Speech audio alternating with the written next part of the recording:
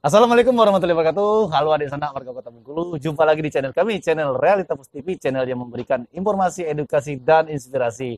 Nah, alhamdulillah hari ini adik sanak di program podcast bertanda kita, di program Apa Kabar Dang, kali ini kita alhamdulillah diterima disambut baik di Lapas Kelas 2A Bentiring, Kota Bengkulu, yang kebetulan sudah hadir di sini juga, yaitu selaku Kepala Divisi Pemasyarakatan Kemenkumham Perwakilan Bengkulu.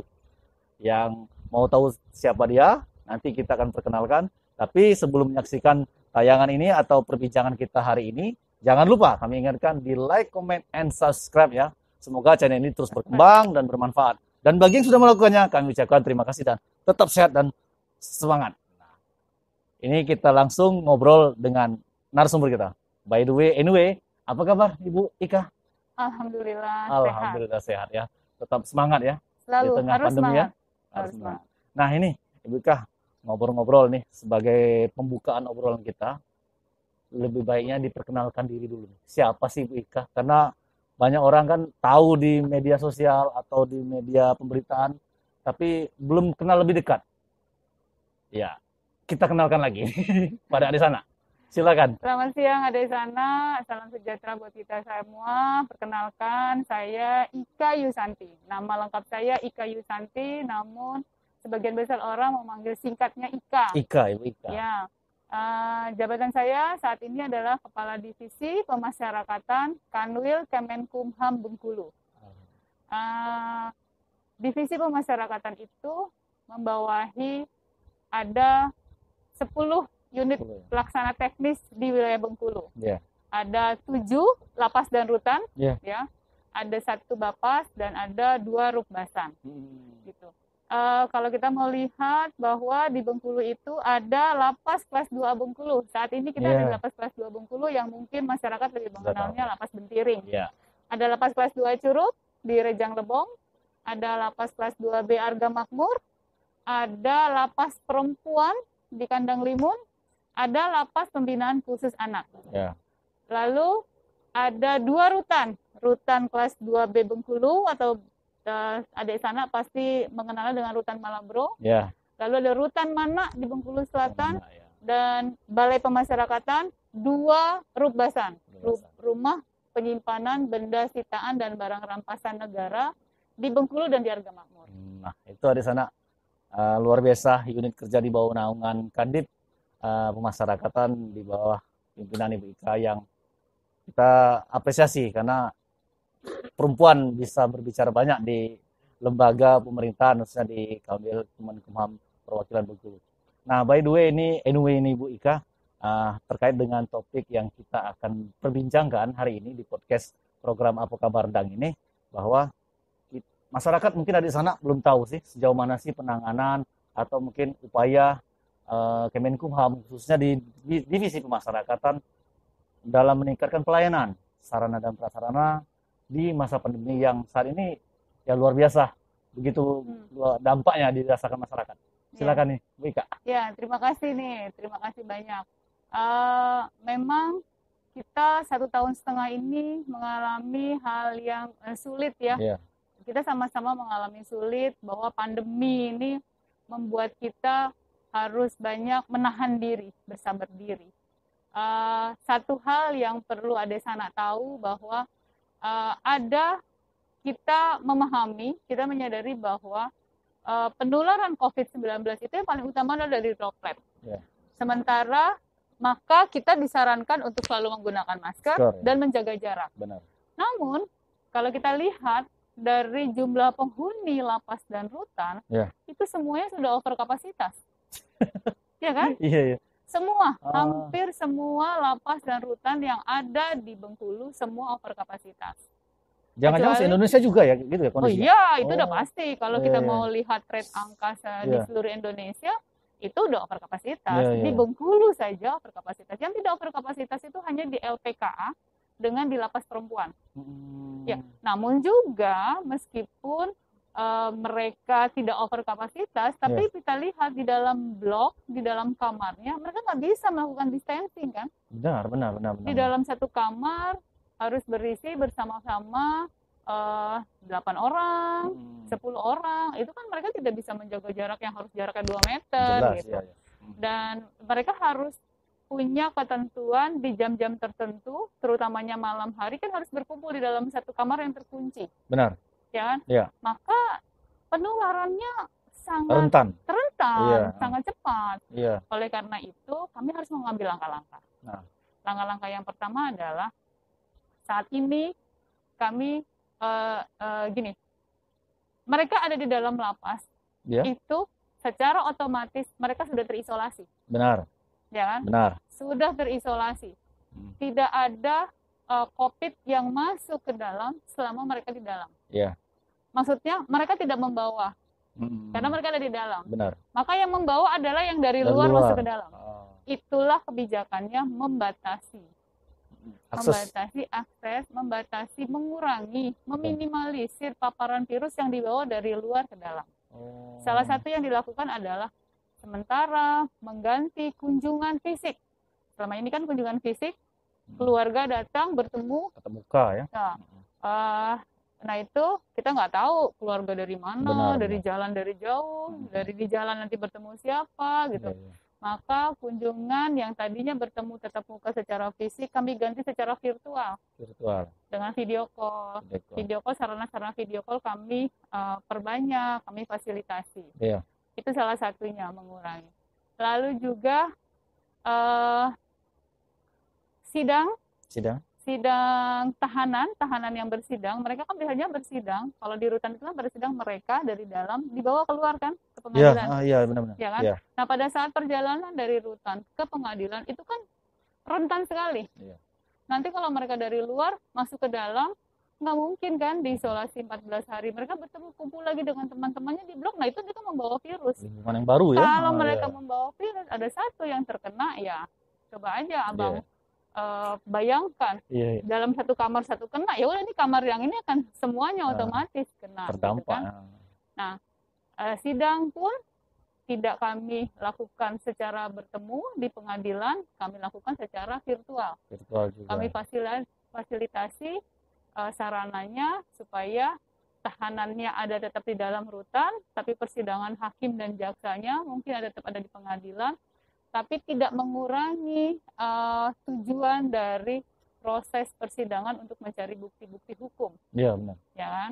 Itu langkah yang kedua. Yang berikutnya adalah kami mengurangi kegiatan yang berkaitan dengan mitra, dengan pihak ketiga.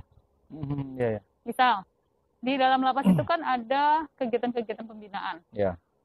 Ceramah agama, pelatihan keterampilan, maka pelatih instruktur yang dari luar minimalisir, tidak masuk ke dalam. Tapi tetap kegiatan-kegiatan dilakukannya secara virtual. Misalnya ceramah agama, maka ustadznya dari rumahnya kita siapkan sarananya, maka mendengarkan ceramahnya melalui virtual. Sama lah, kalau di luar anak-anak sekolah pun daring, di sini juga pembinaannya pun daring. Dan satu lagi adalah mengurangi kepadatan. Nah, itu gimana tuh? Mengurangi kepadatan penghuni supaya mereka tidak terlalu banyak berkumpul, paling tidak mengurangi overkapasitas dengan dua cara. Cara yang pertama adalah membatasi masuknya di pintu masuk. Pintu masuk. Orang yang tahanan atau penghuni yang masuk ke dalam itu kita batasi. Tadinya kami menerima tahanan dari kepolisian. Dari kepolisian. Lalu proses ke kejaksaan, dari kejaksaan kami terima, dari pengadilan kami terima. Nah sekarang kami ulur waktunya. Jadi hanya tahanan yang sudah masuk pada tahap 3. Tahap 3 itu penyidikan, lalu kan penuntutan, kejaksaan, begitu dia masuk sudah pada tahap proses peradilan, baru dia boleh masuk. Baru boleh bisa dititipkan di sini. Baru boleh dititipkan di dalam rutan. Sebelumnya waktu dia ditahanan di Polres atau kejaksaan, biarkan dulu di Polres. Sama penyidikan, penuntutan, dititip di Polres. Nanti kalau misalnya berkas sudah lengkap, sudah P21, sudah siap persidangan, pada saat menjelang persidangan, barulah dia dititipkan di rutan. Jadi kami mengulur waktu untuk proses masuk. Lalu mempercepat proses keluar. Mempercepat proses keluar. Cepat keluar supaya mengurangi beban. Cepat keluar adalah dengan cara apa? Dengan asimilasi. Karena kami punya di dalam undang-undang itu ada ketentuan seorang narapidana apabila sudah menjalani setengah masa pidananya, memenuhi persyaratan, dia bisa asimilasi. Selama ini kan asimilasi itu dilakukan, ada yang asimilasi ke dalam, asimilasi di dalam lapas, ada asimilasi yang pihak ketiga. Nah, ini kami percepat untuk melaksanakan asimilasinya di rumah. Di rumah. Oh. Ya, dengan ketentuan pastinya, dengan persyaratan-persyaratan yang sangat ketat pastinya, maka bagi narapidana yang sudah memenuhi syarat, sudah setengah masa pidananya, maka dia bisa melaksanakan asimilasinya di rumah. Dengan masa hukuman yang bervariasi nggak masalah ya? Sepanjang dia tidak masalah dengan masalah hukumannya, tapi ada ketentuannya juga. Jadi misalnya bahwa masa pembebasan bersyaratnya yang 2/3 masa pidananya itu tidak lebih dari tanggal 31 Desember. 31 Desember. Maka yang hukuman-hukuman tinggi pun tidak semuanya akan bisa melaksanakan asimilasi. Gitu. Nah, ini upaya dalam membatasi akses ya, di mengurangi kepadatan di lingkungan narapidana. Termasuk mengurangi paparan virus dari luar masuknya ke dalam. Nah, itu ada sana. Tapi ini ada juga ya pertanyaan juga, ketika akses dari luar ke dalam untuk bagi warga binaan atau narapidana, untuk petugasnya sendiri seperti mana? Karena petugasnya juga kan stressingnya juga tinggi ya, mau kemana-mana warawi. Nah, ini bagaimana dari lab? Betul. Maka setelah kami mengurangi kepadatan, meminimalisir tidak ada pihak ketiga yang masuk, tidak ada kunjungan, maka sekarang kita sudah bisa, kalau tracing itu mudah. Kalau terjadi penularan, berarti penularannya yang membawa adalah pegawai kan gitu kan? Kalau misalnya ada kunjungan, ada yang keluar, ada lagi yang dari pihak ketiga dan lain sebagainya, itu susah membuat tracing. Benar. Tapi dengan kita kurangi, batasi pihak luar masuk ke dalam, maka sekarang kita sudah memastikan kalau ada paparan, maka paparan itu dari pegawai. Kan gitu, jadi memudahkan ya. Untuk mendikte ya, menganalisis kan kalau dalam penanganan pandemi itu, penanganan COVID itu kan ada 3 T, tes, tracing, dan treatment. Nah, kalau dengan kita sudah membatasi, maka kita mudah tracingnya. Ini dapatnya dari mana gitu kan? Ada satu misalnya narapidana yang kena, kita bisa batas ini tracingnya dari mana. Oh, ternyata tadinya dia berdekatan dengan pegawai ini. Atau kalau ada pegawai yang sakit, kita langsung bisa men-tracing. Dia tadi kemarin berkontak sama siapa nih? Dengan narapidana yang mana? Kita langsung bisa mengisolasi supaya paparannya tidak menyebar kepada narapidana yang lain. Itu sebenarnya. Lalu bagaimana dengan pegawai supaya tidak membawa paparan virus? Maka pegawainya pun harus kita edukasi. Yang pasti adalah protokol kesehatannya dulu. Setiap melaksanakan tugas harus 3M, pakai masker, rajin cuci tangan, menjaga jarak, seperti itu. Itu yang selalu kami edukasi dan kami sosialisasikan, kami kuatkan semua petugas apabila melaksanakan tugasnya itu selalu melaksanakan protokol yang 3M, seperti itu. Baik pada tataran administrasi, pada tataran regu pengamanan pun begitu. Tetap harus menjaga jarak dan menggunakan masker. Nah, itu ada sana bahwa luar biasa upaya pencegahan dan penanganan penyebaran COVID baik di dalam maupun dari luar.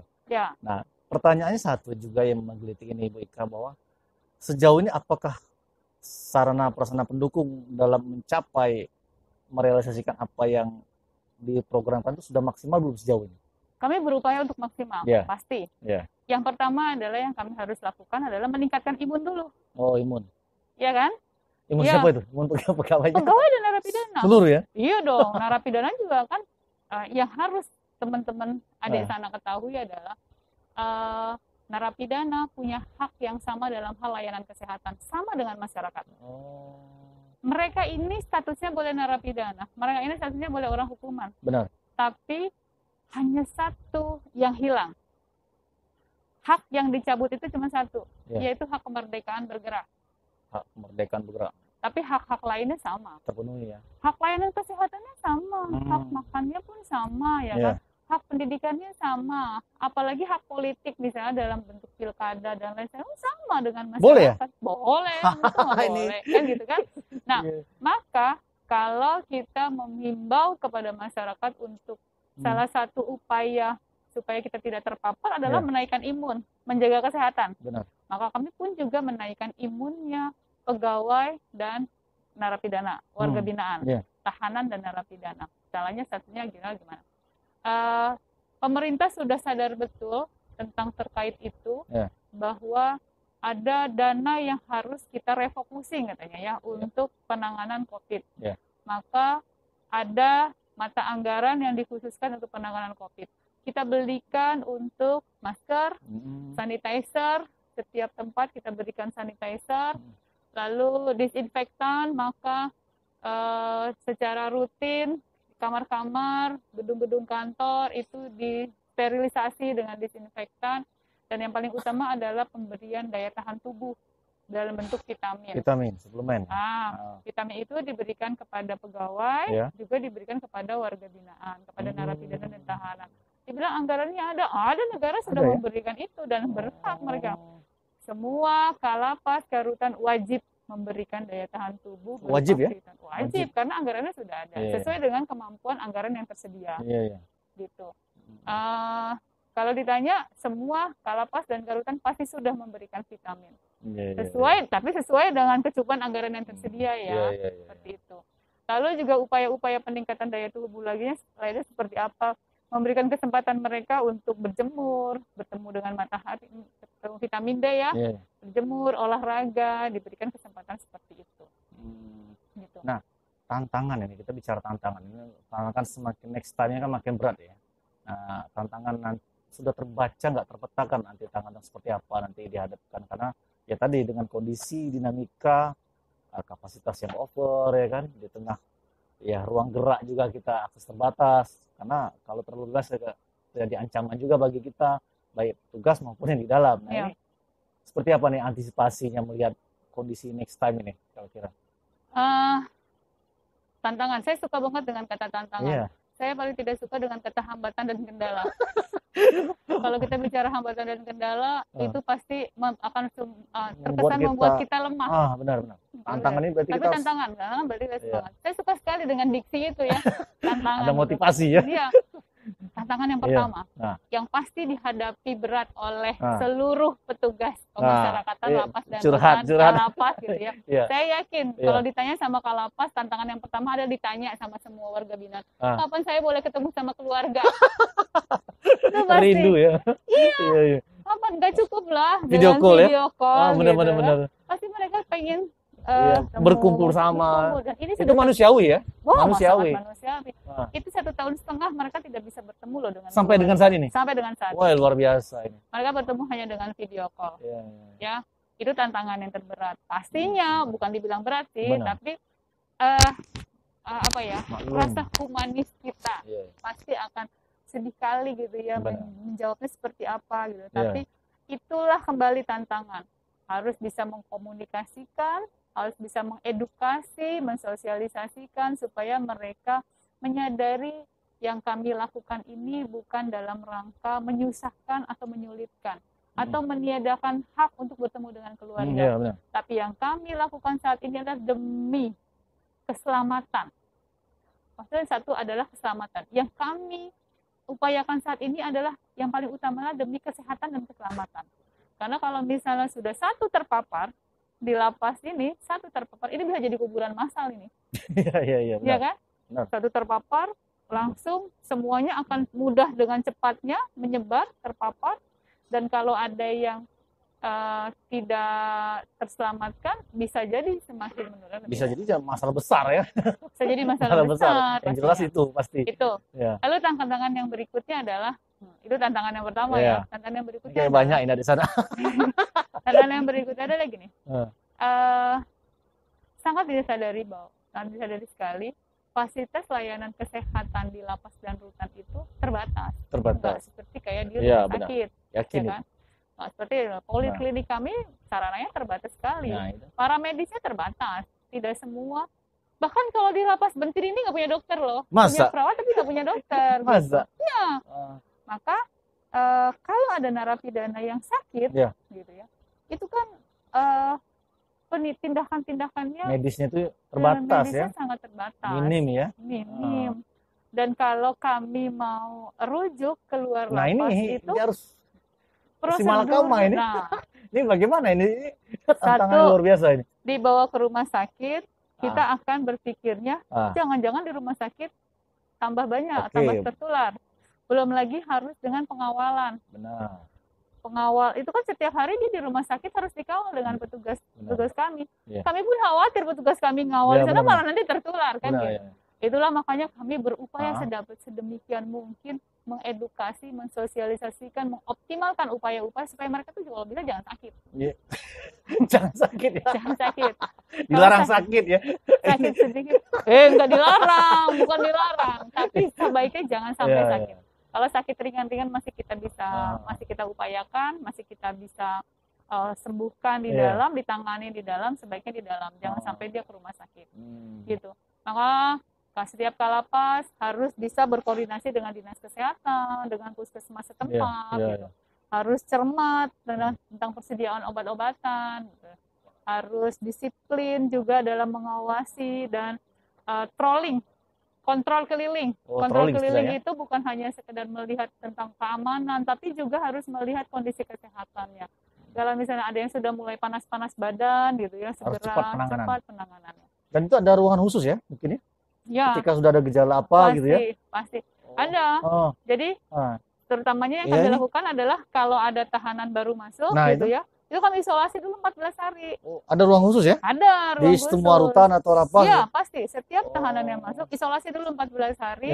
Kami pantau paling tidak sampai masa inkubasinya hilang. Kalau dia sehat baru mereka bisa dibaurkan dengan warga binaan atau tahanan dan narapidana yang lain gitu. Kalau selama 14 hari ada gejala, ya harus ditangani dengan cepat. Seperti itu. Lalu tantangan yang berikutnya adalah mengurangi mobilisasi. Ini di lapas, kita contohkan satu aja ya, karena kita kebetulan di lapas Bentiring. Kalau lapas Bentiring ini penghuninya 715 gitu ya, mereka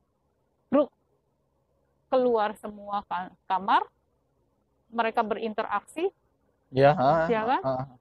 Ini pada saat penanganan tes, tracing, dan treatment ini sulit. Sama kan kita di masyarakat kan PPKM kan ditahan untuk jangan kemana-mana, jangan kemana-mana. Harapannya adalah tidak meminimalisir penularan dan memudahkan apabila ada tes, tracing, dan treatment. Kan gitu ya? Kalau misalnya abang pergi ke pasar lah, kemana lah, pada saat ditanya abang tertularnya dari mana? Tidak tahu. Jelas. Karena saya kemarin ke kafe, saya ke pasar, saya ke sini. Ini tertular dari mana? Tidak tahu. Tapi kalau kita meminimalisir pergerakan, maka kita tahu, oh saya kemarin tertularnya dari ada keponakan saya datang ke rumah.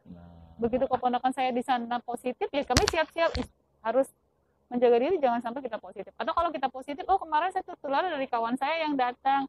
Oh saya berkunjung ke rumah kawan saya, kan gitu kan gampang tracingnya. Benar. Begitupun yang terjadi di warga binaan di lapas. Kalau mereka kita biarkan, nanti pada saat ada satu yang terpapar, ternyata dia habis main di kamar sana, habis main di blok ini, itu menyulitkan. Maka kami harus pandai mengatur. Jadi dijadwal, kayak sip-sip gitu ya? Sip-sip kamar. Jam ini kegiatan berolahraga adalah blok ini, kamar ini. Jam ini. Itu yang seperti yang selalu saya arahkan kepada semua kalapas dan kalapas untuk lakukan itu. Itu akan menjadi tantangan yang terberat adalah bagaimana menyampaikan kepada warga binaan dengan segitu banyak ya. Jangan sampai ada gejolak. Ada apalagi salah persepsi ya. Seakan-akan bahasa dilarang kita ini. Hak kita gitu lah di sana. Itulah yang saat ini dialami oleh kalapas dan karutan. Tantangan besar dia. Apalagi tengah masa pandemi memang sensitivitas Nah, napi di tengah kondisi mungkin udah ekonomi nggak pernah nggak ketemu ketemu. sama keluarga, Iya, iya. terus sudah semua kegiatan dibatasi, ketemu orang luar jarang-jarang, Benar-benar. semakin stres, semakin itu memudahkan sekali adanya pemicu-pemicu gesekan-gesekan yang kita khawatirkan malah justru menjadi gangguan kamtip gitu. Apalagi tingkat apa lah, tingkat Stres, emosi ya, stresnya, emosionalnya ya, itu lebih sensitif dengan kondisi. Baik di napinya maupun di petugasnya. Sama. Jangankan napi sama petugas kita aja kan ya. Kita aja misalnya seminggu ketemu keluarga. Ini setahun setengah di sana. Lumayan. Jadi ya ada di sana ya yang bilang katanya sudah jenuh di rumah nggak kemana-mana. Ada salam dari saya. Saya ini di perantauan sudah 1,5 bulan tidak pulang sama gitu ya? kan, sama ya samuan. Curhat. Moga-moga nih tayangan ini bisa mengobati kerinduan Ibu Kadif kita. Luar biasa. Memang inilah kenapa kita memang ingin menjanjikan informasi bagaimana masyarakat itu tahu sih kondisi di dalam lapas. Karena ya mungkin bayangan orang melihat lapas itu enak ya, mereka terisolasi. Padahal di tengah isolasi ini mereka berpikir 1000 kali untuk bagaimana caranya tidak terpapar, baik yang warga binaan maupun petugas-petugasnya. Karena ini ya boleh dikatakan wah nggak tahu lah, mungkin lebih dari orang pasukan perang ini kayak. Ada sana pasti berpikirnya begini, enak kali ya tahanan sama napi itu. Dikasih makan tidur enak kali. Cobalah rasakan 1 hari 3 hari. Kita aja suruh isolasi 1 minggu aja di rumah stres kan, apalagi mereka stres. Apalagi kami petugasnya harus menghadapi orang-orang stres kan gitu. Artinya bagaimana memang ditekankan upaya sehumanis mungkin di tengah semua keterbatasan, di tengah gangguan psikologis ya petugasnya ya Bu ya, menghadapi, menyampaikan pesan, menyampaikan edukasi agar ya tetap tenang, tetap tetap gembira lah. Meskipun kita di dalam, bukan berarti semuanya tidak bisa ngapa-ngapain, bisa olahraga di sini kan, bisa bercanda gurau, bisa meluarkan hobi-hobinya, mungkin hobi musik, ada bisa Bu ya? Bisa. Nah, bisa. Musik, dengan protokol kesehatan tetap pastinya. Ya. Dan Abang harus tahu loh, di saat semua bisa WFH, ya kan, mengatur jadwal WFH, di lapas rutan nggak bisa ada jadwal WFH. Siapa yang nungguin? Siapa pula yang jaga? Iya. Kalau WFH juga, apalagi pegawainya terbatas juga kan? Iya, begitu diatur WFH, maka kekuatan pengamanan menjadi berkurang. Itu juga jadi kan? Itu menjadi tantangan bahwa bagaimana kami harus bisa memantau kinerja Kalapaska Rutan untuk lapasnya tetap kondusif di tengah pandemi. Nah, kami harus bisa memberikan semangat, harus bisa memberikan motivasi, juga jangan sampai Kalapaska Rutannya stres, gitu kan, melihat situasi kantor. Lalu kalau misalnya ada satu petugas yang terpapar, itu kan kami harus hati-hati. Dia kemarin kontak erat dengan siapa? Dengan petugas yang mana? Kami harus tracing dan tes dan tracing. Apalagi kalau misalnya mengkhawatirkan kalau petugas itu ternyata petugas pengamanan yang terjun langsung ke dalam blok, apakah dia menularkan napi dan tahanannya? Jadi seorang Kalapas memang harus benar-benar cepat dan disiplin kepada petugasnya, baik dalam rangka pencegahan, yaitu dengan melakukan 3M, gitu kan, lalu juga dengan protokol kesehatannya, lalu juga harus segera waspada apabila ada satu petugas yang memang sudah bergejala, itu harus segera bisa istirahat, diistirahatkan, isolasi, sementara kekuatan pengamanan itu berkurang, kan gitu. Ya, langkah pertama adalah menggantikan dengan yang ada di staf. Jadi regu staf bisa tergantikan, diberdayakan. Itu. Lalu ya dengan strategi-strategi keamanan pasti yang lainnya. Kalau bicara tentang strategi keamanan saya tidak akan bicarakan. Biarkan itu menjadi rahasianya Kalapas dan Rutan. Itu bisa-bisalah mereka, karena tidak ada rotan akar pun jadi. Harus begitu. Nah, ini menarik ini. Makin sini makin menarik. Di tengah serbuan vaksinasi nih. Bagaimana? Nah, kan warga binaan ini kan ada terkendala nih kalau nggak salah informasinya nih. Ini bisa disampaikan ada dari sana bahwa sudah sejauh mana sih serbuan vaksinasi untuk warga binaan? Ya, kembali lagi saya harus sampaikan kepada adik sana semuanya bahwa hak layanan kesehatan narapidana dan tahanan itu sama dengan masyarakat pada umumnya. Di saat masyarakat harus meningkatkan imunitas atau herd immunity dengan vaksinasi, maka di sini pun harus. Jangan sampai yaitu tadi menghindari kalau ada satu yang terpapar bisa memaparkan yang lain. Benar. Atau dengan sarana prasarana poliklinik pelayanan kesehatan kami yang minim, jangan sampai kalau apabila ada satu narapidana yang terpapar dia ngedrop. Benar. Ngedrop dan bisa menjadi lebih parah kondisinya, akhirnya tidak terselamatkan.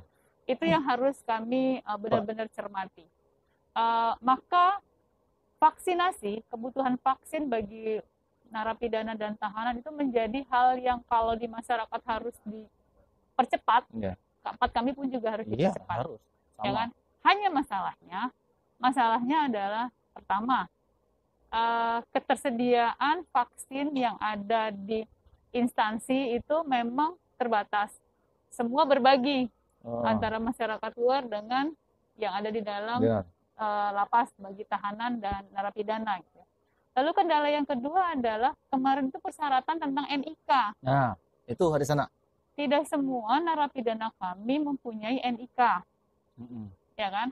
Karena banyak tahanan dan narapidana kami yang masuk ke dalam lapas sudah sekian tahun yang lalu, yang di saat pada masa NIK belum menjadi suatu kebutuhan penting. Ya, benar. Ya kan? Kalau saya ngelihat tren di Lapas Bentiring di sana, di Lapas Bentiring ini narapidana tahanan yang memiliki NIK itu sedikit yang memiliki. Lebih banyak kalau dipresentasikan untuk Sebungkulu berapa persen itu yang punya NIK? Kalau dipresentasikan secara umum. Tunggu. Secara angka itu, kalau nggak salah kemarin hampir sekitar 60% yang memiliki NIK. Iya, berarti 40% yang belum ya. Bentar dulu. Saya belum cerita gini. Belum cerita. Awalnya itu sekitar 30%. Awal ya? Awal. Oke. Awalnya sekitar 30%. Maka kami kesulitan untuk bisa memfasilitasi vaksin, gitu kan. Dan kami tidak bekerja sendiri pastinya. Kami tidak dibiarkan sendiri. Pimpinan kami di Menkumham itu sudah bersurat ke Menkes, ke Menteri Kesehatan. Dirjen kami bersurat ke Dirjen Kesehatan tentang penyakit menular.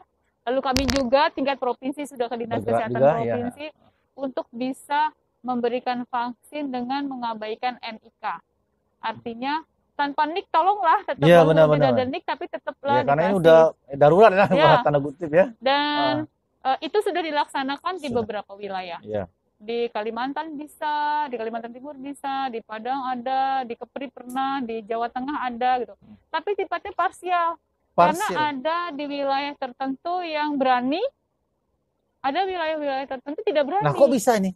Karena gini, kami menyadari itu karena program vaksin itu harus berselaras dengan NIK terkait dengan aplikasi Lindungi Peduli. Dengan sertifikatnya vaksin. Karena itu kan harus diinput, harus ada NIK-nya. Ada terintegrasi ya. Data pendudukan itu ya. Kalau misalnya tidak punya NIK, mereka tidak berani karena nggak bisa memasukkan, menginput di aplikasi itu. Nah, jadi ini tantangan kan? Tantangan balik lagi. Di tempat yang lain itu menggunakan kartu vaksinnya secara manual, diberi keterangan bahwa vaksin ini manual, sertifikat manual. Ada surat keterangan. Kan bisa diadopsi itu ya? Tapi ada beberapa tempat yang kurang berani karena takutnya satu mungkin dia menyalahi prosedur, takut mungkin juga kedua ada anomali data kali ya, anomali data karena tidak terintegrasi dengan NIK seperti itu. Saya nggak bisa intervensi terlalu jauh karena itu wilayah kewenangannya Kementerian Kesehatan. Termasuk Bengkulu tadi ya berarti ya? Termasuk Bengkulu. Tapi Lapas Bentiring ini punya progres karena dibantu dengan Kodim, maka berani kemarin hanya 200. Alhamdulillah ini. Iya, terobosan ini bagi Kepala Lapasnya, apresiasi kita Kepala Lapas. Tapi Bentiring. Hanya 200. 200 sementara masih ada 400 lagi yang belum. 400 lagi yang belum. Nah, Sekarang sampai saat ini sudah penghuni kami itu seluruh Bengkulu hari ini saya hafal hari ini karena tadi saya baru melihat di SMS Lab .dijenpas.go.id. Jadi Abang kalau mau melihat jumlah penghuni lapas rutan, tahanan dan narapidana itu gampang. Buka SMS Lab .ditjenpas.go.id. Abang bisa lihat seluruh data jumlah penghuni seluruh Indonesia dari Sabang sampai Merauke. Update. Oke. Itu ada sana. Real time. Ulang lagi. SMS Lab .ditjenpas.go.id. Nah, itu ada sana bisa diakses tuh. Mau tahu isi dalam lapas se-Indonesia, termasuk Bentiring yang kita ada saat ini. Termasuk se-Bengkulu, termasuknya lapas Bentiring. Bisa dilihat jumlah penghuninya berapa. Itu real time, tiap hari diinput. Dan hari ini ada 2.642 se-Bengkulu. Ada 2.642 penghuni lapas dan rutan wilayah Bengkulu. Baru 546 yang mendapatkan vaksin. Itu vaksinasi semua dua kali atau baru satu kali ya? Baru satu kali. Yang sudah 2 kali di lapas Bentiring ini ya, di Rutan Malabro menyusul dalam waktu dekat. Nah, dengan kondisi sekarang, dengan data itu, melihatnya langkah-langkah atau mungkin upaya terobosan? Ya, kami sih sudah berupaya semaksimal mungkin. Terutama yang belum mendapatkan vaksin sama sekali itu ada yang di luar kota Bengkulu. Di Arga Makmur belum, di Lapas Curug belum, di mana pun belum. Kalau yang di Tapi kota, dari informasi dari lapasnya sendiri sudah ada upaya belum membangun komunikasi dengan pemerintah daerah? Cerita dulu. Jadi kalau yang di kota Bengkulu ini kan kami ada Lapas Bentiring, ada Rutan Malabro, ada Lapas Perempuan dan Lembaga Pembinaan Khusus Anak. Untuk di perlapas perempuan sudah semua yang mempunyai NIK itu sudah semua. Tinggal ada 5 yang belum mempunyai NIK, itu belum terkendala karena NIK. Di LPKA itu dari jumlah penghuni 87 ada 26. Mereka sudah memiliki NIK, ada terdata NIK-nya. Yang lainnya belum ada data NIK-nya. Gitu. Nah, di Lapas Curug, di Arga Makmur, yang punya NIK maupun yang tidak punya NIK belum pernah. Termasuknya di Bengkulu Tengah, di mana itu belum ada satupun yang bisa warga binaan kami belum tersentuh vaksin. Kenapa seperti itu? Apakah mereka tidak berupaya ke dinas kesehatan? Sekarang katanya ada program TNI serbuan vaksin. Ya benar. Sudah meminta tapi tidak juga dapat. Karena memang ketersediaan vaksin yang disebarkan ke wilayah, ke daerah di Rejang Lebong, di Bengkulu Utara, di Bengkulu Selatan sedikit dan masih prioritas kepada masyarakat umum, termasuknya pelayan masyarakat. Nah, ini ya di sana bahwa memang apa yang disampaikan Ibu Ika selaku Kadip Pemasyarakatan Kemenkumham Perwakilan Bengkulu bahwa ini harus jadi perhatian juga pemerintah daerah bahwa memang padahal kan gencar-gencarnya refocusing segala macam, ada juga dewan yang mengatakan, kita baca juga di pemberitaan minimnya serapan anggaran. Kan ini jadi pertanyaan, kenapa itu tidak dibelikan vaksin sebenarnya? Bisa diakomodir masyarakat umum maupun masyarakat yang ada di dalam lapas.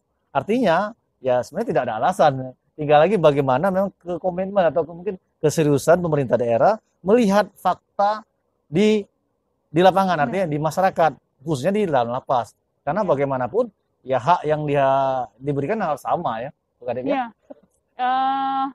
Mungkin masih ada sebagian kebijakan bahwa ini belum prioritas. Lebih prioritasnya di masyarakat sama di pelayanan publik yang lain. Tapi juga yang perlu diperhatikan semua kepada pemangku kebijakan bahwa ini itu juga harus dibangun herd immunity-nya. Karena kita nggak bisa distancing gitu. Benar. Dan sarana pelayanan kesehatannya sangat minim. Jadi kalau misalnya ada satu yang kena, satu yang terpapar, kayaknya sangat mengkhawatirkan. Bagaimana nanti mau kemanain? Mau dibawa ke rumah sakit nggak mungkin. Nggak mungkin gitu kan. Alat juga nggak ada di sini. Alat di sini juga nggak ada. Mau di tempat isolasi. Dan artinya memang harus jadi atensi serius sebenarnya. Jangan sampai akhirnya mereka tuh resah gitu melihat temannya. Panik, itulah. Nah ini satu aja bisa jadi masalah besar kalau tidak serius. Tidak segera. Karena kenapa? Ya tadi orang di dalam ini beda penanganan. Lalu kalau misalnya terhadap kendala soal NIK gitu ya, pimpinan kami di Direktorat Jenderal Pemasyarakatan itu sudah sangat progresif melakukan langkah-langkah. Menkumham dengan Mendagri sudah bekerja sama. Direktorat Jenderal Pemasyarakatan sudah bekerja sama dengan Direktorat Jenderal Dukcapil. Kami sudah mencoba mensinkronisasikan data NIK semua penghuni lapas dan rutan. Seluruh Indonesia, termasuknya Bengkulu. Jadi kan kami punya sistem database. Kami punya database yang namanya sistem database pemasyarakatan. Semua datanya narapidana dan tahanan itu terinput, terdata di dalam sistem database pemasyarakatan. Ini sudah disinkronkan dengan NIK. Melihat nama, ya, melihat nama, alamat, bahkan sampai ke sidik jarinya disinkronkan dengan data yang ada di Dukcapil. Maka bagi semua narapidana sebenarnya pernah terekam, pernah terdata di Dukcapil, datanya itu bisa ditemukan, bisa disinkronkan, makanya bisa ditemukan. Saya mesti tanya dulu, saya mesti harus jelaskan dulu, kenapa sih narapidana itu nggak punya NIK gitu ya? Benar. Kenapa banyak banget yang nggak punya NIK? Yang pertama adalah ada sebagian narapidana yang pidananya lama gitu, yang di sini sudah puluhan tahun, sudah bertahun-tahun. Pada masanya dia masuk ke sini, NIK itu bukan menjadi kebutuhan bagi penduduk Indonesia saat itu. Saat itu, kala itu. Kita belum ada single identity dengan NIK itu ya. Kala itu pada saat dia masuk, maka bisa jadi pada saat dia masuk belum ada perekaman data. Itu. Lalu yang kedua, bisa jadi dulu mereka ya beralasan bahwa pada saat mereka tertangkap, identitasnya mereka, KTP-nya itu disita oleh polisi dan tidak dikembalikan. Alasan mereka. Benar. Saya tidak membenarkan ya. Benar. Itu baru bilang alasan, bukan menyalahkan pihak kepolisian, tapi itu alasan mereka. Maka ya. Ada juga mereka yang sebagian memang punya modus menghilangkan identitas. Pada saat ditangkap. KTP-nya dibuang lah dan lain sebagainya. Atau mungkin mengaburkan data. Mengaburkan data. Ya, banyak faktor. Atau ada juga memang mereka yang sengaja menghilangkan identitas untuk tidak diketahui, misalnya tidak diketahui keluarganya. Takut malu ya mungkin ya. Jadi banyak faktor sehingga memang banyak narapidana tahanan yang tidak memiliki identitas. Tapi kalau kita mau lihat trennya di rutan, yang tahanan-tahanan baru itu semua mereka sudah memiliki NIK. Mereka banyak keluarganya yang bisa kita minta. Kalau misalnya KTP-nya hilang kan data itu masih terekam di kartu keluarga dan lain sebagainya. Seperti itu. Dan upaya dari menteri kami, dari dirjen kami untuk mensinkronisasikan antara SDP dengan Dukcapil, antara data SDP dengan NIK itu sudah banyak ketemu. Sudah banyak ketemu. Maka di lapas dan rutan Bengkulu itu langsung yang tadinya kami tahunya cuma ada sekitar 30% langsung meningkat karena sudah tersinkron dengan Dukcapil. Ada sekitar, kalau saya lihat nggak terlalu banyak yang tinggal sisanya yang tidak memiliki NIK itu mungkin sekitar 30 atau 40% lah yang belum memiliki NIK. Artinya yang 60% ini itu memiliki NIK dan siap untuk mendapat vaksin. Sehingga kesiapan vaksin. Nah, artinya kan dengan data yang 2000 sekian yang hanya masih 500-an lebih yang sudah tervaksin dan itu pun vaksin pertama. Ini kan artinya menjadi warning juga bagi ya semua para pemangku kebijakan agar jangan sampai, karena tadi ketika ini terpapar, klaster lapas ini terpapar, ini beda penanganannya dan susah untuk mengatasinya. Kenapa? Karena sarana dan prasarana untuk mendukung itu ya tidak. Pertanyaan, siap tidak ketika itu terjadi? Nah, ini pertanyaan juga kan kita serahkan juga kepada para pemangku kebijakan. Kalau ledakan ini benar-benar terjadi, ketakutan itu terjadi, ya mampu tidak pemerintah mengatasinya?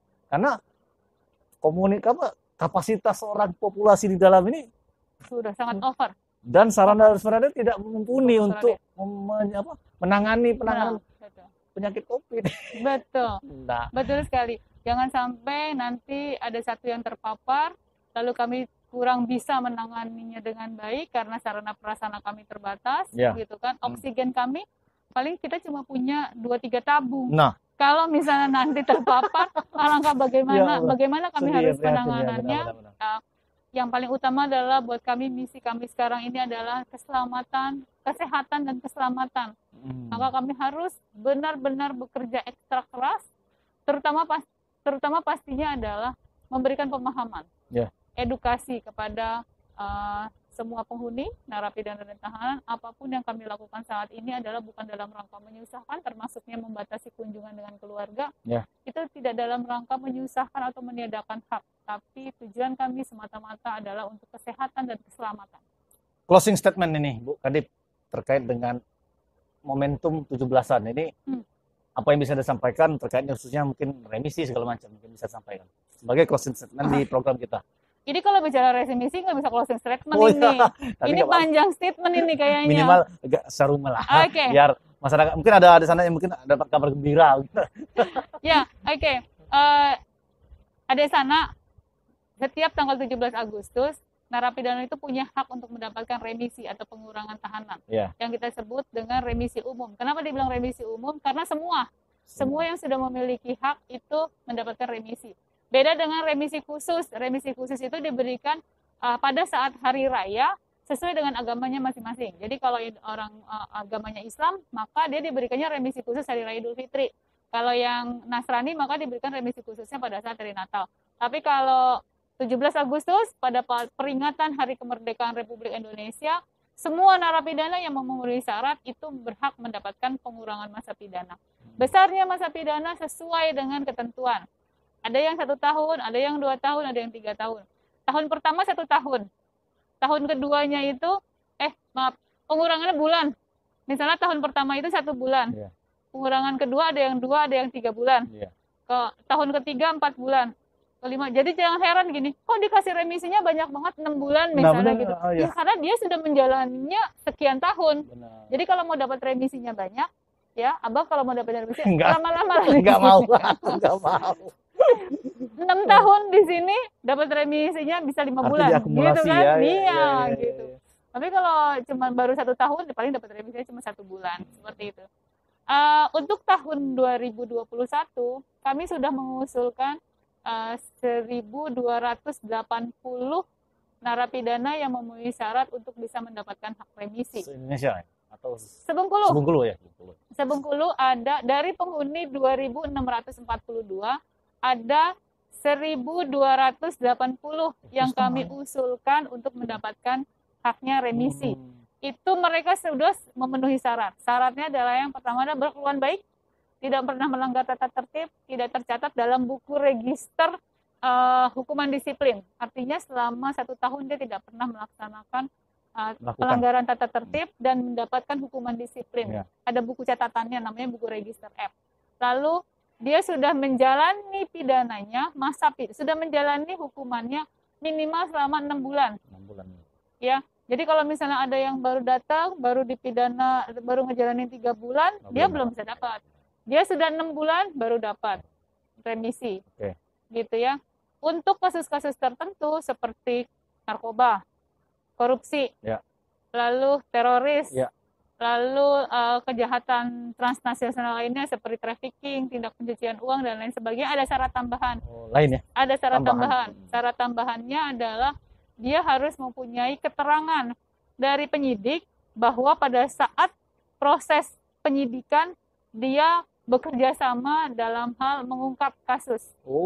Itu harus kasus itu. Dia harus dapat surat itu. Jadi kalau misalnya tipikor, kalau dia ditangkap oleh KPK, maka surat keterangannya dari KPK. Kalau dari kejaksaan, maka dia surat keterangan dari kejaksaan. Begitu juga yang kasus narkoba. Ada syarat tambahan.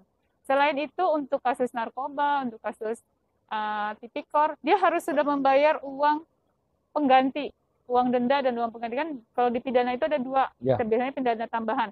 Selain pidana penjara, dia ada pidana denda atau pidana uang pengganti kalau untuk tipikor. Itu dia harus dibayar. Kalau tidak dibayar, dia nggak bisa dapat remisi. Seperti itu. Itu usulan ya, tapi untuk berapa kepastian nanti ya, hari H ya. Yang mempunyai kewenangan untuk memberikan remisi adalah Menteri Hukum dan HAM melalui Dirjen Pemasyarakatan. Maka kami mengusulkan ke Menteri Hukum dan HAM melalui Dirjen Pemasyarakatan, nanti Dirjen Pemasyarakatan yang akan membuat surat keputusannya. Nah, kami mengusulkan, tinggal apakah Dirjen Pemasyarakatan menyetujui dan mengeluarkan surat keputusan. Biasanya surat keputusan itu akan datang menjelang 17 Agustus. Jangankan H-1, kadang-kadang H-2 jam. detik-detik ya, sesuai dengan detik-detik proklamasi begitu. Jadi tolong kepada adik sana yang punya saudara di lapas dan rutan, sama-sama berdoa.